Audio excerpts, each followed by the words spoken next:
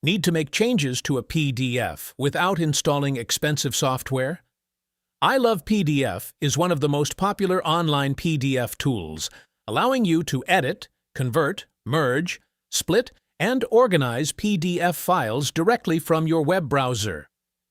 In this tutorial, I'll show you how to edit a PDF using iLovePDF in 2026. Let's get started.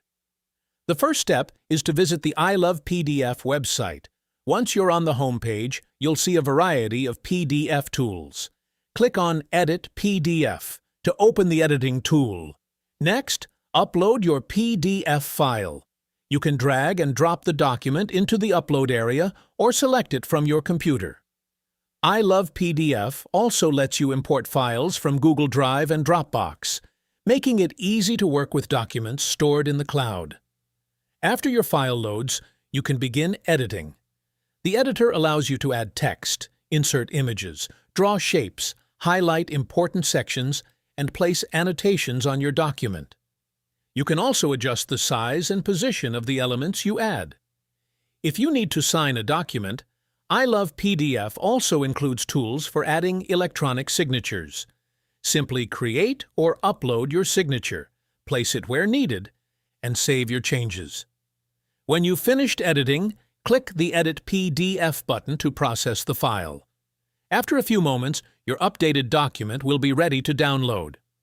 You can save it to your computer or upload it directly to Google Drive or Dropbox. Keep in mind that some advanced editing features may require a premium subscription.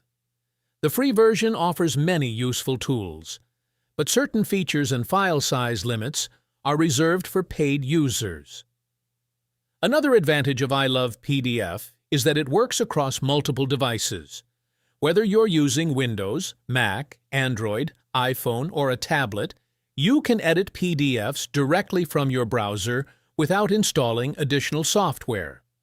So, is iLovePDF worth using in 2026?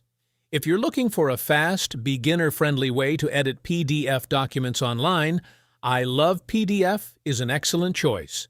Its simple interface, cloud integration, and wide range of PDF tools make it useful for students, professionals, and anyone who works with digital documents. If you found this tutorial helpful, don't forget to like this video, subscribe to the channel, and leave a comment below, letting us know which iLovePDF tool you use the most.